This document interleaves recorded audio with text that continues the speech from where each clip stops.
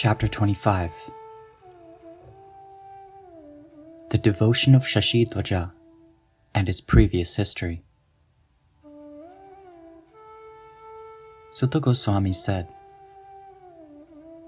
The kings then began to speak to the exalted King Sashitaja and his wife, Sushanta, in that assembly which included Dharma and Satya Yoga personified. The king said, You are now the in-laws of Lord Kalki, who is non-different from the personality of Godhead, Narayana. We are very pleased and impressed by the devotional attitude of both of you, and so are the assembled sages, brahmanas, and others. We would like to know how you became so advanced on the path of devotional service to the Supreme Lord. My dear king, did someone give you instruction regarding the devotional service of the Lord, or is your devotion spontaneous? We simply would like to know how you became such an advanced devotee of the Lord. We know that by hearing this narration, the inhabitants of the three worlds will be purified, because such talks uproot the root cause of material existence.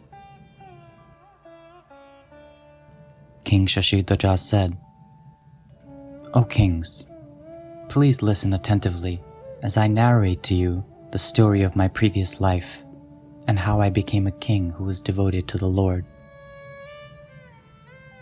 Thousands of years ago, I was born as a meat-eating vulture. My wife, Sushanta, was a female vulture living in a nest at the top of a tree in the forest. She would travel from forest to forest and tree to tree according to her own desire. We sustained our lives by eating the rotting, stinking flesh of dead bodies. One day, a cruel hunter saw us and so desired to capture us. For this purpose, he brought his tame vulture. At that time, we were famished, and so when we saw the tame vulture, we approached it in the hopes of getting some flesh in charity. However, the result was that we fell into the trap of the hunter. As soon as he saw us ensnared within his net, the hunter joyfully came running and grabbed me by the neck. We tried our best to defend ourselves with our beaks. Wanting our flesh, the hunter took us to the banks of the holy Gandaki river, which is just as good as the Ganga, and killed us by smashing our heads against a shaligram. Because we had given up our lives while touching a saligram sila on the shore of the holy Gandaki river, we were instantly awarded 4 arms for Tiktu. We were instantly awarded 4 armed forms and ascended to Vaikuntha in a celestial chariot. We resided there for 100 yuga cycles, and then we were transferred to Brahmalok. In Brahmalok, we resided for 500 yuga cycles, and then descended to Svargalok, where we resided for 400 yuga cycles. After residing in the heavenly planets, we were born in this mortal world. I can clearly remember how everything was possible simply by the mercy of that Saligram and Lord Hari. It is astonishing to think how one can remember his past lives on the banks of the river Gandaki. Simply by touching the water of that river, one can feel something extraordinary. When such a wonderful result is obtained by giving up one's life while touching a Saligram Sila, then what can be said of the result obtained by those who serve Lord Hari with devotion? Thinking in this way, we remained absorbed in the worship of the Supreme Lord, sometimes dancing in ecstasy, sometimes singing the glories of Lord Hari, and sometimes rolling on the ground with the heart overwhelmed by feelings of love for God. In this way, we passed our lives.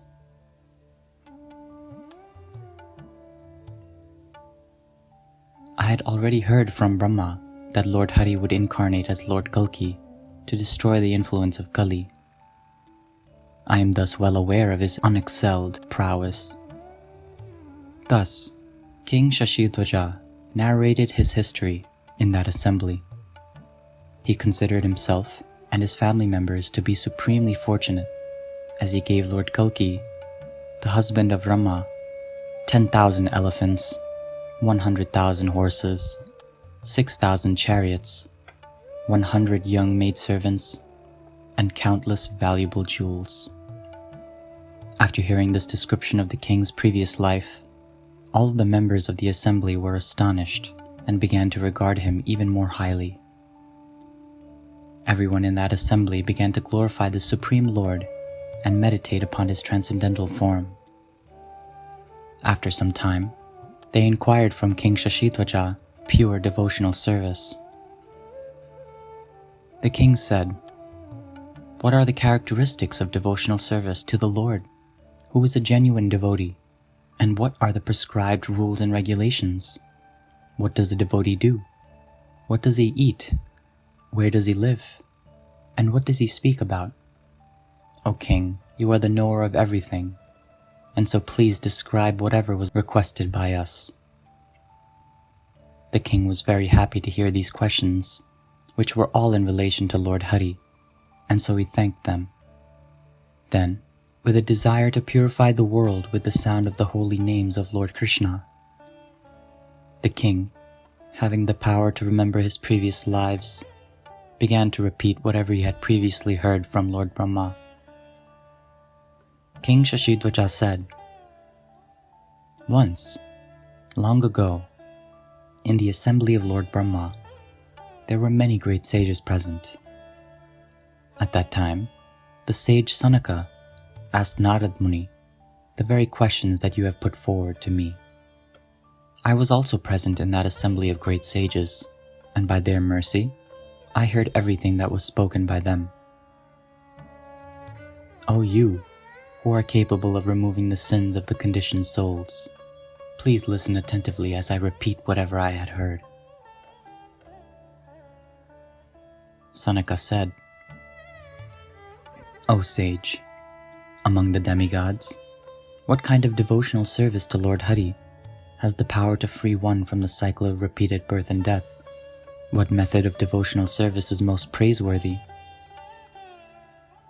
Please speak on this subject, for we are very eager to hear." Narad Muni said, "One who desires to engage in the devotional service of the Lord should learn the codes of conduct after fully surrendering himself at the lotus feet of the spiritual master and carefully controlling his mind and the 5 knowledge-acquiring senses with the help of good intelligence. If the spiritual master is pleased, then it is to be understood that Lord Hari is pleased. By the order of the spiritual master, one should chant the mantra, Om Namo Swaha. The disciple should worship the lotus feet of Lord Vasudeva by offering him padya, arghya, achmaniya, snanya, vasana, and ornaments. All the while, he should meditate on the enchanting form of Lord Vasudeva, as it is situated within his heart. A sincere and intelligent devotee should surrender his speech, mind, intelligence, senses, and indeed his very self at the lotus feet of the Supreme Lord. All of the demigods are considered to be Lord Hari's bodily limbs. He possesses unlimited transcendental forms, having corresponding transcendental names. Lord Krishna is the actual object of service for all living entities. The constitutional position of the spirit souls is that they are the Lord's eternal servants, being part and parcel of Him. This is the conclusion of those who know the truth, but due to the dense darkness of ignorance, people in general forget this. The relationship between the Lord and His devotees is one of master and servant. Actually, there is nothing that can exist independently of Lord Krishna. The devotees always think of Lord Hari, sing his holy names, and engage in menial service for his satisfaction. By engaging in devotional service in this way, the devotees feel transcendental pleasure. The devotees dance in ecstasy, cry, laugh, and roll on the ground, and all while doing so, they completely forget themselves. Pure devotees never discriminate, but rather they see everyone equally on the spiritual platform. Such unadulterated devotional service to the Supreme Lord quickly purifies everyone, demigods, demons, and human beings. Bhakti Devi is the Lord's eternal spiritual potency, and she is described in all Vedic literature. She is the embodiment of Brahma, Vishnu, and Shiva. Persons in the mode of goodness are called devotees. Persons in the mode of passion are mad after sense gratification, and persons in the mode of ignorance engage in all kinds of abominable activities. People who cultivate the mode of goodness can raise themselves to the transcendental platform. Those who cultivate in the mode of passion become filled with material desires, and those who cultivate the mode of ignorance go to hell. Food that is pure, juicy, and nutritious, and that has been offered to Lord Vishnu, is considered to be in the mode of goodness. Food that is prepared with only the satisfaction of the senses and mind, and which is intended to increase one's blood and semen, and thus enhance one's duration of life, is considered to be in the mode of passion.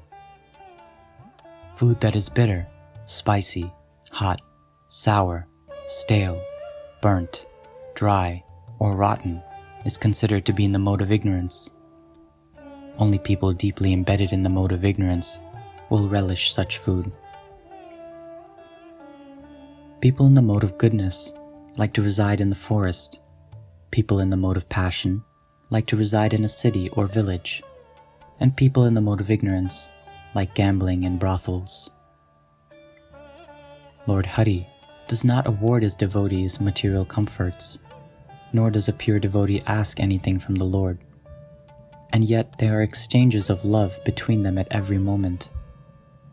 The dealings of the Lord and his devotees are not like those of materialistic people in this miserable world. After hearing these talks in relation to Lord Hari, the master of everyone, the pure-hearted sage Sanaka returned to his abode. Thus ends the translation of the 25th chapter of Shri Kalki Puran. Shri Radha.